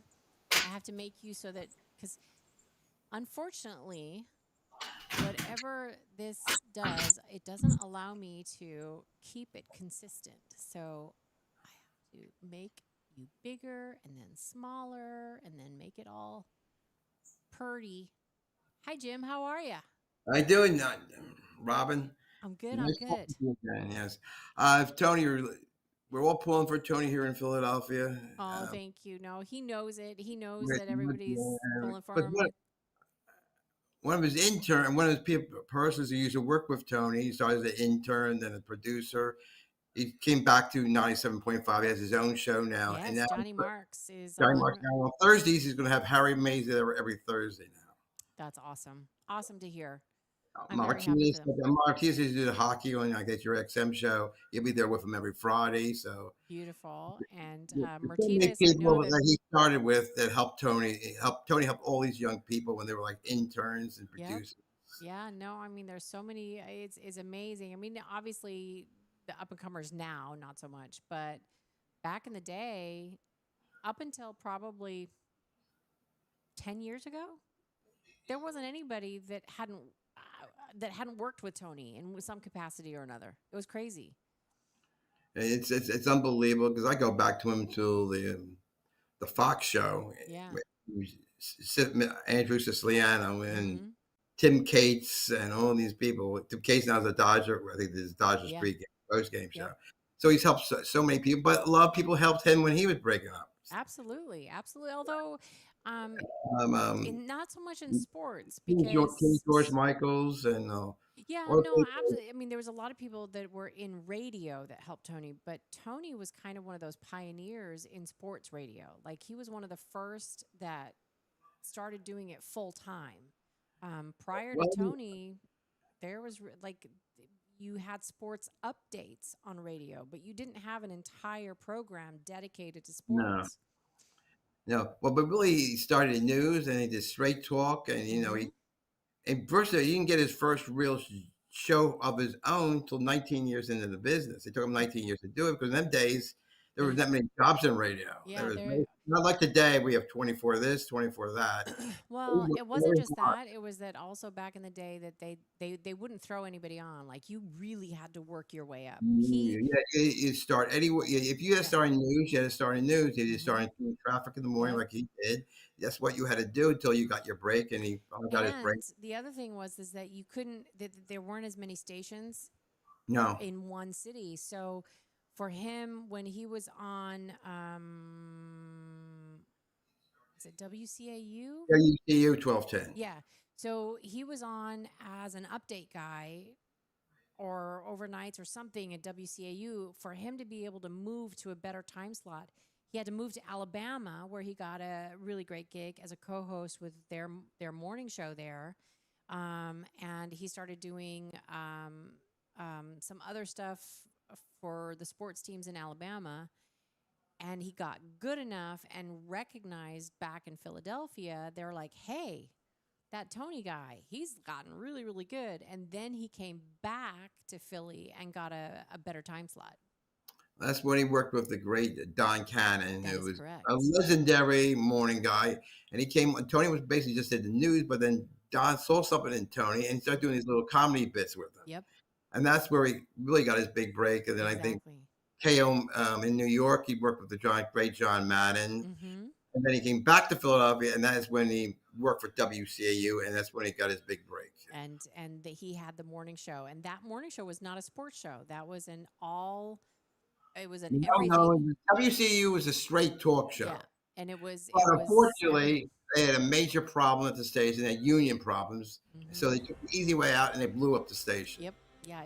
They. And that's when Tony he- always says that if they had not done that, that He was his would. favorite gig. He would have stayed there. He would have stayed No. doing that morning show forever because he loved it. It He was had. at that time it was the #1 morning show in Philadelphia. Yeah. Yeah. And of course they blew it up, and then that's when he ended up at WIP, and that Right. was, and the rest. Everybody knows the rest of what happened. But he, and Tony, like me, when I was a kid, I loved the radio, and Tony fell in love with the radio at a young age, and he says what he wanted to do, and Yeah. fortunately, he was gifted with a great voice. Well, so I've said this story. He said this story. Everybody knows that somewhere out there in the universe exists a tape of Tony when he was like 16 or 17 years old. And uh, what was his name? Long John. Long John Wayne. Long John Wayne started a radio broadcasting school, Yeah. and Tony couldn't afford it, but Long John saw potential in him and said, I will give you free broadcasting school if I can use you as an example. So he brought Tony in, and one of the first days he was there, they made him record an Alpo commercial in his South Philly accent, with all of his imperfections. He still had the voice apparently already then, but he had a really heavy South Philly accent. Right. And then he was given elocution classes and other obviously classes and tutelage from Long John Wayne. And then when he graduated 2 years later, they recorded another commercial with all, with everything sounding really great. And then they used that as the example, like, this is what you can do. If you come to Long John Wayne's broadcasting school, you can sound like this and then become this. And he made a lot of money off of that commercial. I would love to hear that commercial. Oh, I would like to. I try to get my hands on everything and get my hands on. If And I could find that commercial of Tony with a South Philly accent, because I don't know him any other way. He can't even pretend to have a South Philly accent. It's so ingrained in him now to speak the way he does. well, a lot of people who maybe grew up in New York or Brooklyn, and it could be actors, but they had to make sure they went to school and changed their voice, basically. Yeah, and now it doesn't matter. You can. But I always tell, you can sound like this, man. yeah, I always tell the story. I says, why do you play audio clips over the telephone? And really, it was by accident, because one of them was in the Tony's Fox show on the internet, because it was not heard in Philadelphia, and some guy was playing audio over the telephone lines. I says, you're allowed to do that? That's all I had to hear. So the next time I had a day off, I practiced and I practiced. And I came on the show. I had a WCU clip. I played it on the show, and he loved it. And then the rest is history. And then they said, Tony wants to talk to you off the air. He says, where did you get that? Well, I'm a collector. You don't mind if I come on again with other stuff? Yeah, you can come on anytime you want. It's my 21st year doing it. So that's awesome. You have more of Tony than anybody. He doesn't have any stuff. You have it all. When I was a kid, I really wanted to go in radio, but I tried. It was the same school you were talking about. I tried to get in there, but they said, kid, your voice is not good enough for radio. Really? Wow. So but I always loved it. So what I did is have my little studio, and I did it for myself. But now, because of this show and now YouTube, I'm doing something I always wanted to do. So well, that's awesome, and we love you, for it. Yeah. Now I don't know. You want to hear a clip tonight? Sure, absolutely. This is a clip that 15 years ago when Tony was in a bocce tournament. Oh yes. And it was in the Bay Area, John Madden's tournament. Yeah. And he had a match in the afternoon, and then he did his into the night at night. And halfway through the show, he found out he won. His team won the tournament. And with Julia was there. Oh, good Lord. This is pretty. Yeah. This is pretty funny. Here's how it sounded. Did our team?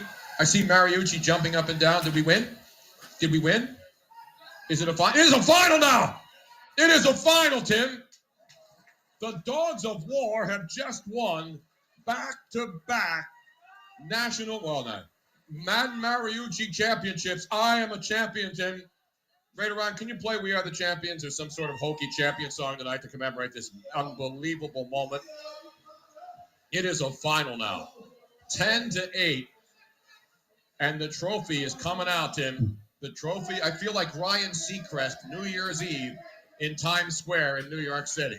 And the ball and the trophy looks amazing, too.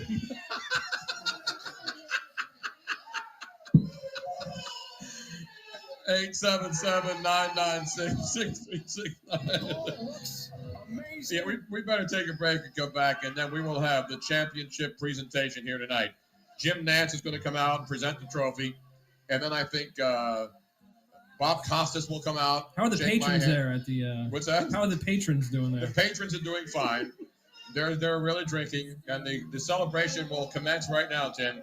And if you see people driving around the Bay Area with their Campo de Bocce signs hanging out of their cars, they're celebrating a championship tonight here in Livermore, California, on the Dublin Pleasanton line. We are the champions, my friends. The Dogs of War, once again, repeating. And you know how hard it is to repeat, Tim. We've done it. We've taken down big muscular guys in the semifinals, guys who thought they were going to intimidate us, but no, we blew them away. This isn't a game about strength. This isn't a game about brawn. This is a finesse game. This is our game. This is bocce. There you go. There he is, and there he is with the trophy right there. Yeah, that's That amazing. was it. That was fun. The amazing you saw what he did right there. Out of nowhere, he come up with this line about bocce at the end, and it just came out of his head. But that was no scripted. That was No, he does not script it. What Tony does, he Yeah. does. I've sort of one thing that I do. The only thing I do better than Tony is I don't have to write out quite as much to remember. So I have, you see, so you can sort of see. So these are different stories, and I can write just one or two sentences and remember exactly what's in that story. Tony has to write a little bit more. It's not scripted though. Like what he'll do is he'll have like a little paragraph. I don't know if I can see one of. Anyway, he has a paragraph of a story that he wants to do, and then when throughout the show, it'll whether we go from story to story or whether he's talking about something and then he thinks of this and then he jumps to that because he doesn't follow. It's not scripted out. Almost every other person I know in radio actually sometimes will write out a monologue and they read it word for word, or they stick to their show sheet where they have to go from topic to topic to topic. They can't skip around. Tony, with the fabulous ADD brain that he has, he can skip around. He can stay on one topic forever. He can just go to something else, and he over prepares. He will usually have like a huge page full of stuff that he can just pull up in his brain if necessary, and he doesn't get to half of it. He did a show in 2019. This is when you were in the South Philly studios. I think it was, and usually the show was you did a 3-hour show on Friday nights, Right. but somebody was supposed to show up at the house. Somebody was doing a fight at Temple University, and because of that, they stayed on the air for 4 hours and 40 minutes with no commercial break, Mm-hmm. no break at all, continuous. And they said, how did he do that at 4 hours and 40 Oh. minutes? I think it was some guy, and he came to he was looking for your house in South Philadelphia because he did the fight there. I forget his name, but it's still up there on YouTube. But it's an amazing show. It was just Tony can stay on the radio forever. Like he doesn't. Well, a good example. I think they're still up on YouTube.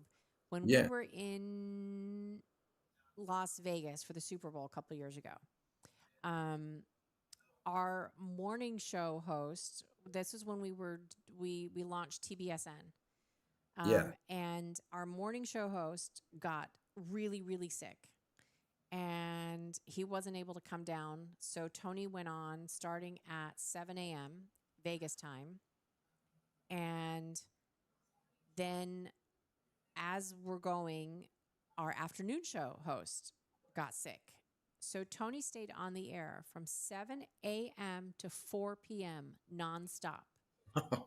I mean, we did commercial breaks for him to be able to go to the bathroom and stuff, but from Yeah. 7 a.m. to 4 p.m. nonstop. It's the only time I've ever known him to actually start to lose his voice because it was loud in there too on a Friday. That was a Friday on Radio Row. And yeah, that was a long day. Oh my God. Yeah, But Bisa was there. You were there, Bisa, right? Weren't you there on that Friday? yeah, Yeah, I was there like Monday, Tuesday. Wait, because I know I had to break it up with the other Yeah. person, I could have but I sworn you were there. definitely Weren't you there that last day though on the I Friday? was. Yeah. Yes. Yeah. Yeah, that was a long ass day. I wish I'd had one of those mile counters because I did so much walking and running in Vegas. They had a horrible setup. They did. It was the stupidest so Radio Row is usually in a convention center somewhere. And the Las Vegas Convention Center is humongous big. And they had all the radio in one room, and then they had breakout rooms and other shows and other meetings in the downstairs area underneath one of the other convention rooms. But to get to where we needed to go, instead of being able to go directly to that Radio Row room, you had to go all the way past the other convention room, down the escalator, go through security, and then walk all the way underneath, then go up an escalator so that you were right there by where they needed you to go in for Radio Row.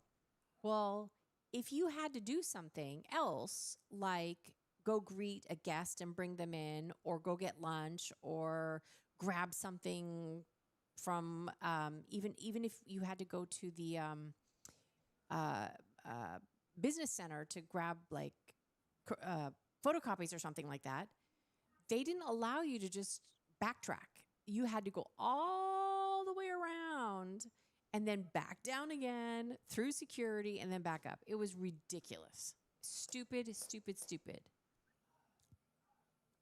that's amazing. But anyway, thank you so much, Oh, thank you. Jim. It was Thank you, wonderful Robin. talking to Thank you you very again. much. Nice talking to you. And Tony, get well and get back on the air. We really miss you. Yes, yes. He needs to get back on the air. Damn it. Okay. Take care, Robin. Thanks, Jim. Let's see, what else do I have? Oh, I actually have a feel good Florida story. Wait. Where's my Florida music? La la la la la. Florida, Florida, Florida. Okay.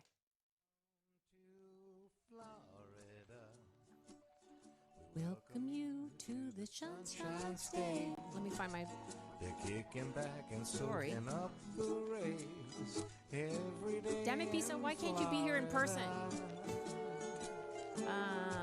What am I looking for? Number 17.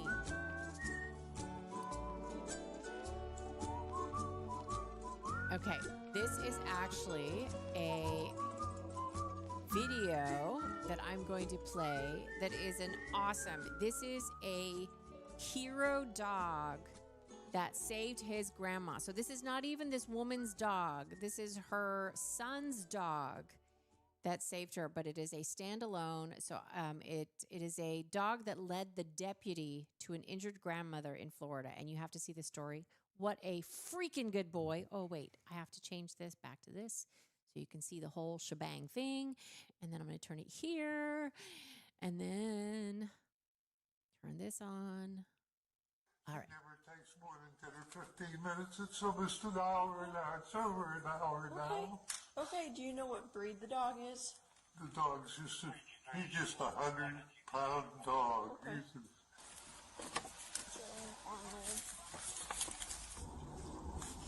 Okay, so just to give you a little background.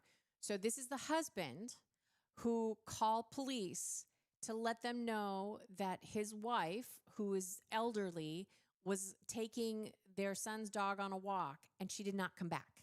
And it's been over an hour and a half and he's very worried. So the police officer gets in her car and starts scouring the neighborhood. There's your background. Where's the dog? Hi, baby.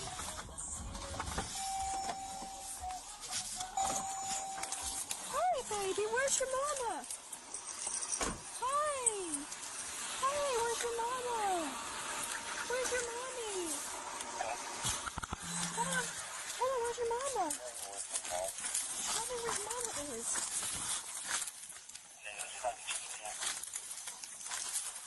Show me.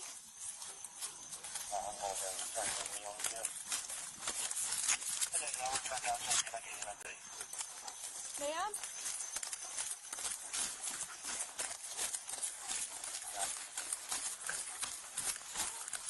I've got you, ma'am.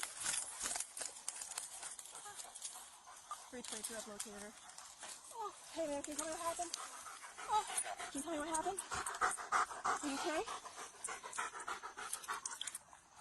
Oh, 322 SO, can you have EMS en route to the golf course? She's laying here on the sidewalk, alert and conscious, but she may have injured herself.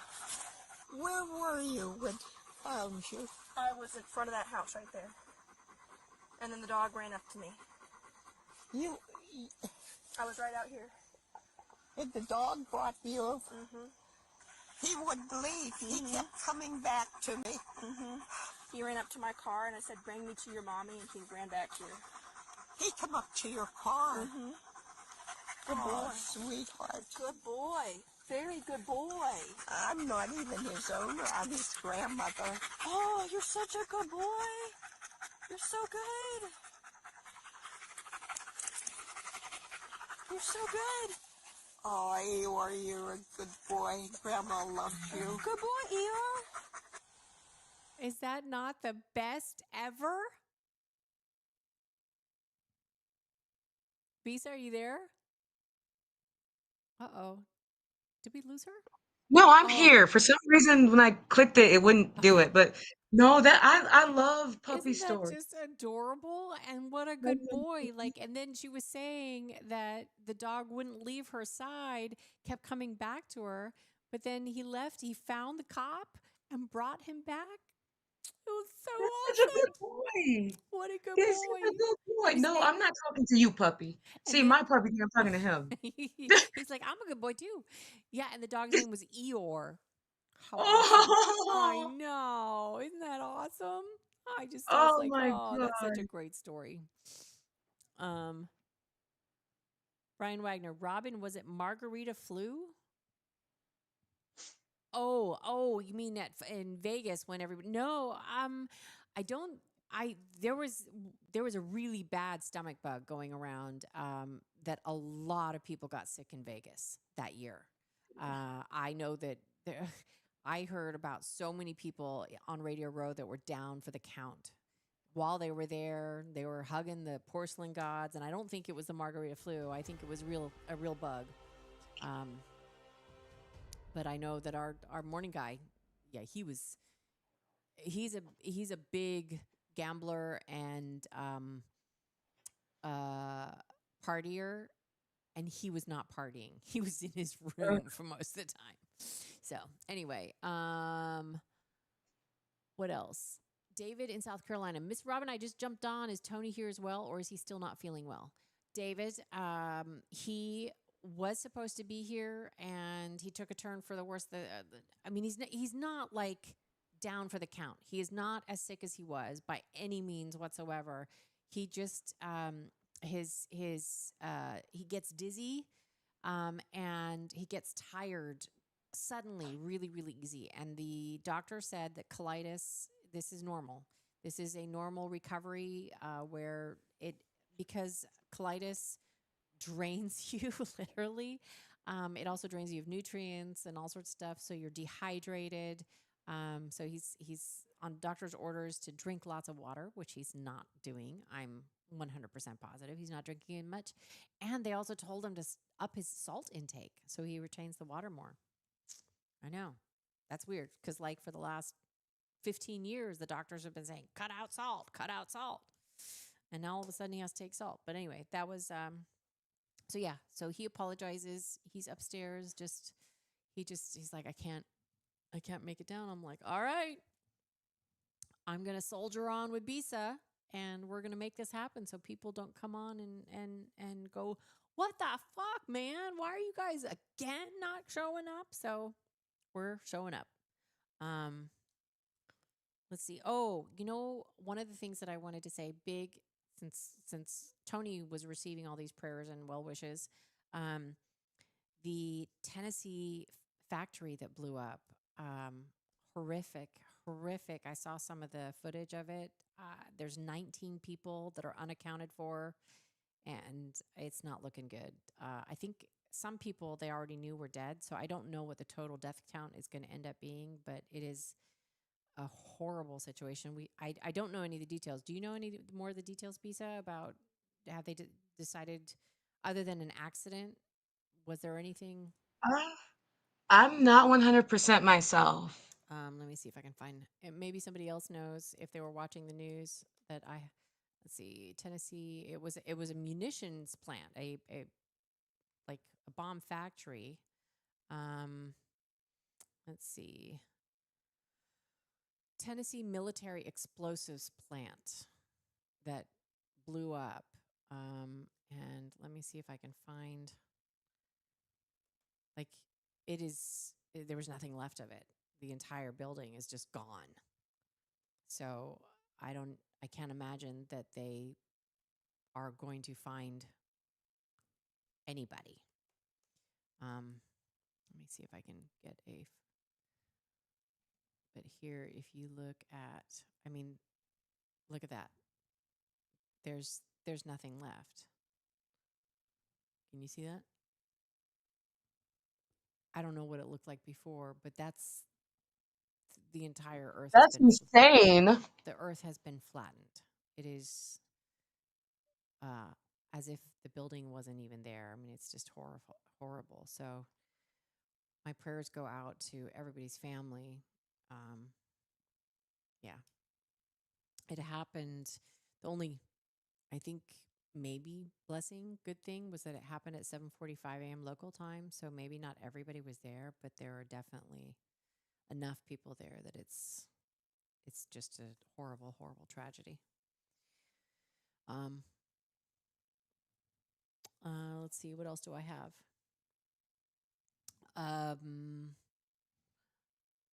Trump news daily. We are waiting for the hostages. I believe they're supposed to be returned on Monday. Anybody that's still alive.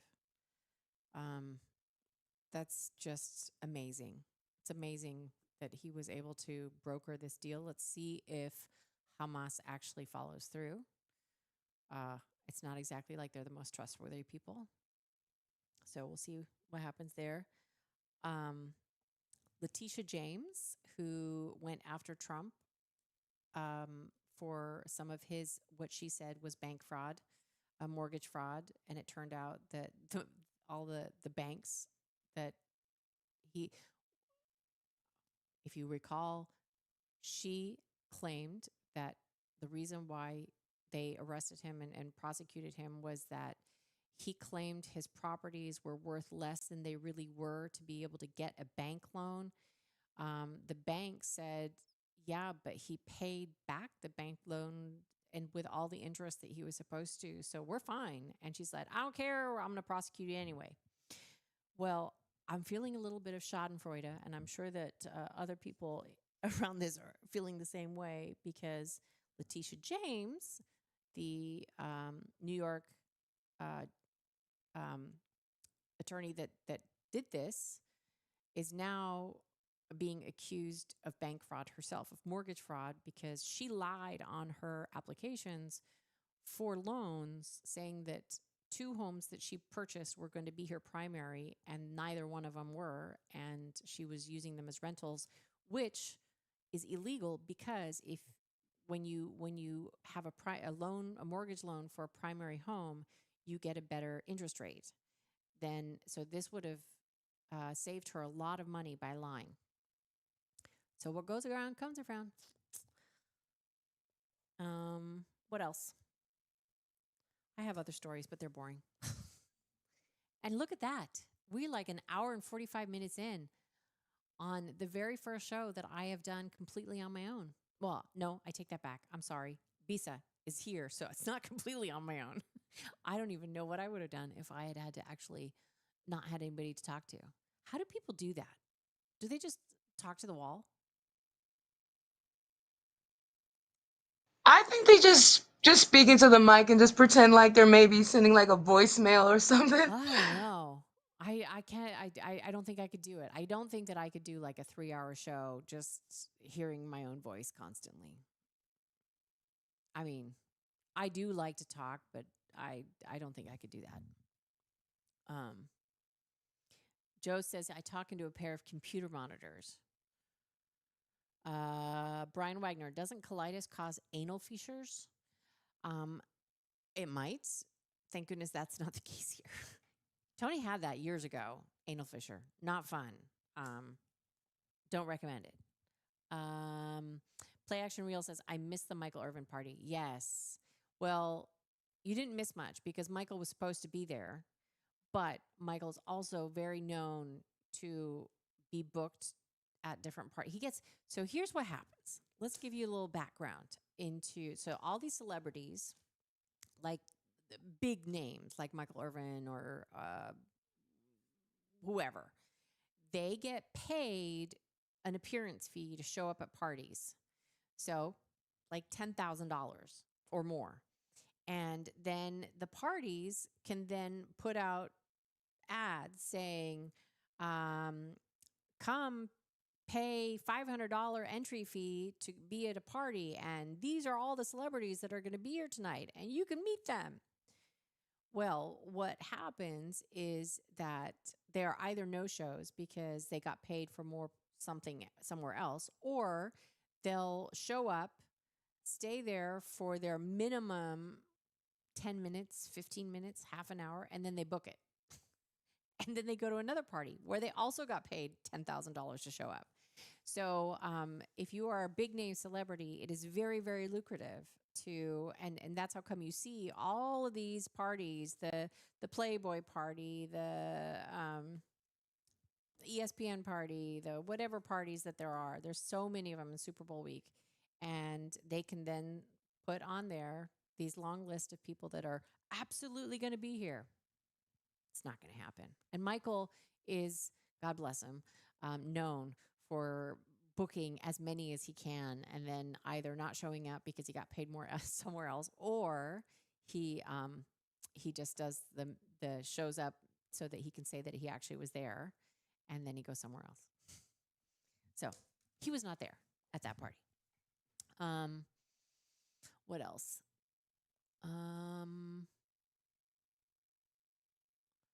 RHOP star Dr. Wendy Osefo and her husband Eddie are arrested on fraud charges. RHOP? I don't even know. Is this a story I'm supposed to know about? Who is that? RHOP Wendy Osefo. Real Housewives of... Who is it? Real Housewives of Potomac. Yeah, that one lady got arrested like with her husband. Yeah, okay. I am not I hate these reality shows. I despise them. So I am not familiar. But Wendy Osefo has been indicted for fraud. Bravo pulls her wife swap episode in response.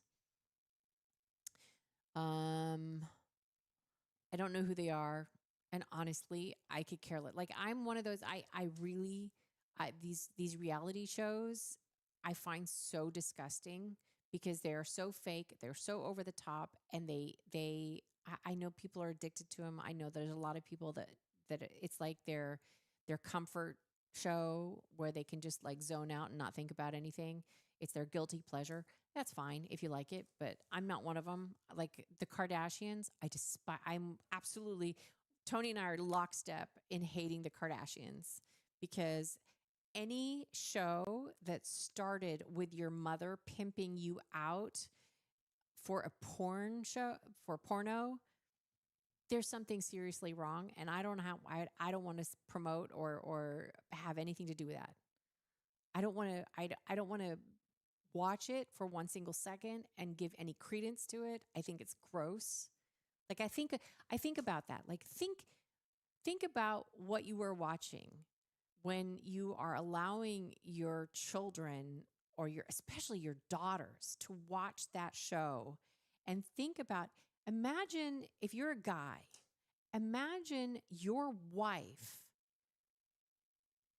arranging for your daughter to do a porno and then leaking it out and having sold it for I don't know how much she sold it for, but that was how Kim Kardashian got her claim to fame, and that's how it all started.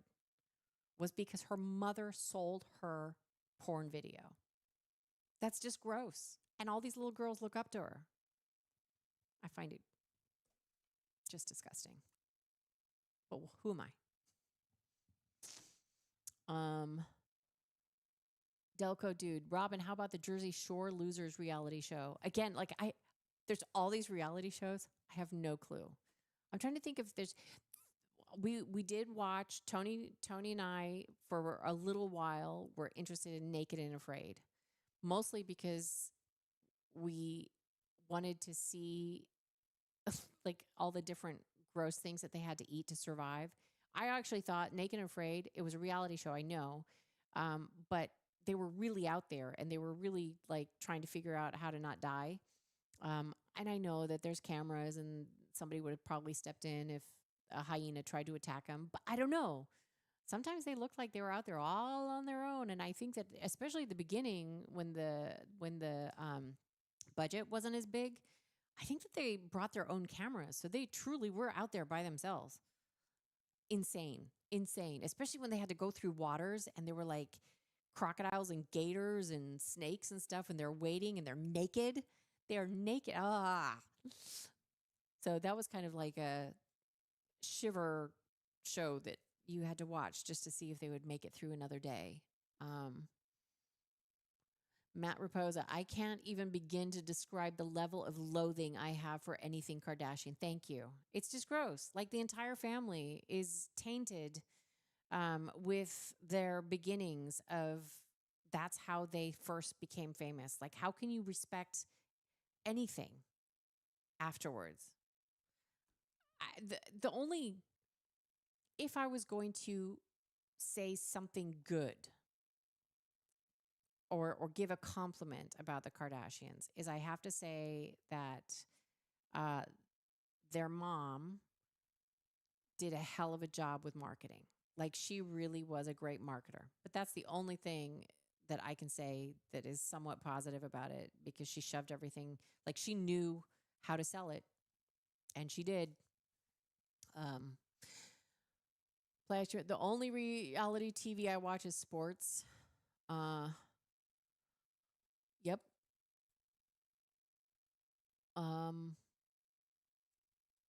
Telling me to give a cup of instant ramen noodles to Tony to make him feel better. There's a lot of salt in that. If that's what you were implying, there's if I gave him some ramen noodles, he would get enough salt to last him a week, I'm sure. So Tony and I, when we moved here, friends of ours told us about a Fire Stick that you can jailbreak, and then you can get rid of Netflix, Prime, Hulu, all of the apps that they now have. They make you pay an arm and a leg for. Like we got Tony for work has to watch all of the sports, right? So we would get the Red Zone, we would get like and this year YouTube TV, it was going to cost $385 to get the NFL package with the Red Zone and all that. And we're like, are you bleeping kidding me? That is insane. Like we had been so proud of ourselves that we'd cut the cord from cable. And now with all these apps, it was like twice as much as cable was. So, friend of ours told us about a fabulous little Fire Stick, and it's jailbroken. We pay $45 a month and we get everything. everything. And for $45 a month, we have 3 Fire Sticks, so 3 TVs, and you can take the Fire Stick with you. Like if we go travel, we can take the Fire Stick with us, and then we'll have everything that we need wherever we are. Doesn't matter as long as it's under your email address. Boom. I highly recommend it.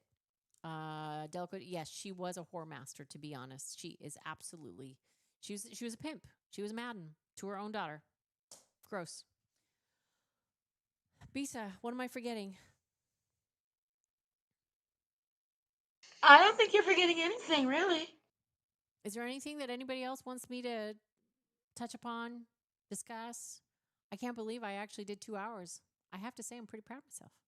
I mean, you would think that I would be able to do this after 15 years, but I don't know why I was kind of intimidated and scared of actually trying to do a show. But I'm glad I did this because now I know that when Heather and I start a show, I think I'll be okay. I hope. Thank you. Thank you, everybody, for continuing to view. Oh, I didn't switch my camera back. See, this is why I need to. I can't produce and do the show at the same time. That's hard. I forgot to put my camera back on. But I want to thank everybody for sticking it out with me and listening. There's a lot, way more people that actually stuck it out, even though they only got me. They didn't get to get their normal Tony Bruno dose. So I thank you. I really, really appreciate it. And by next week, cross fingers. I really thought we both, Tony and I both thought that he was going to be fine for today. And let's hope by next week he will be even better. Although he does have to do the colonoscopy on the 23rd, which is, when's the 23rd? Where's the calendar? Today is the 10th. So in 13 days, so that's 2 weeks. In 2 weeks, he's going to be doing a colonoscopy. And unfortunately, unlike when he was doing the colonoscopy in Philly, when he was on with Josh Ennis, and he was drinking all the liquid that you have to do prior to a colonoscopy, and he was doing that on the air so that you could wager on when the first time it was going to be that he was going to use the bathroom, whether he was going to make it to the bathroom or not, whether he was going to make it home without pooping his pants. This one is at 1 p.m. on October 23rd, so we will not be filming him prepping for the colonoscopy. But fun times. Fun times. All right. Where's my play action reel? Happy birthday to my dad, R.I.P. Oh, happy birthday to your dad in heaven, play action reel. There's a lot of our dads that are up there. Hopefully they're all listening in and they're having a wonderful time together with some wonderful vino. I know my dad is. I can guarantee it.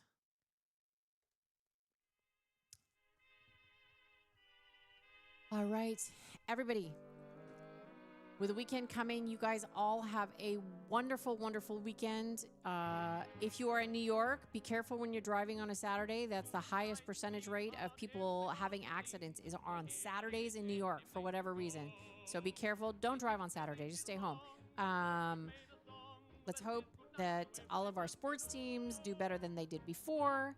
And don't drink too much. Don't drink and drive.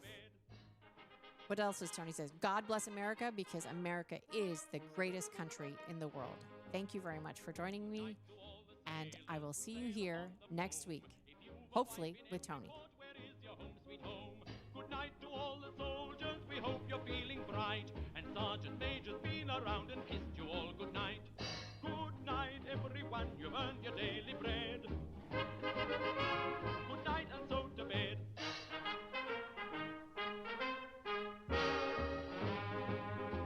Good night to all policemen as down the streets they creep. We hope you find a cozy spot in which to have a sleep. Good night to all the burglars, cracking all the cribs.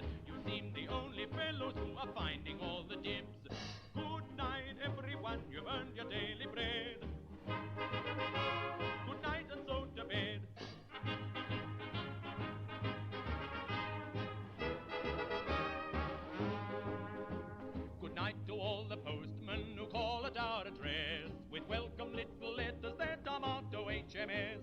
Good night to all the firemen, we hope you're safe and well, although you go to blazes every time you ring your bell. Good night everyone, you've earned your daily bread. Good night and so to bed.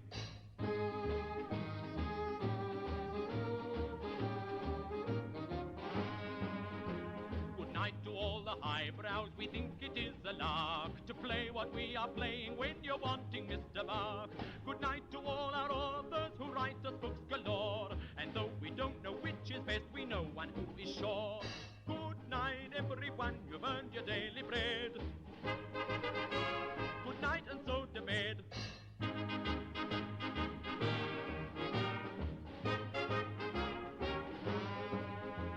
Good night to taxi drivers who drive us day and night and never lose their tempers but are always most polite. Good night to everybody we haven't named before. Just make a rhyme up for yourselves, we don't know anymore. Good night everyone, you've earned your daily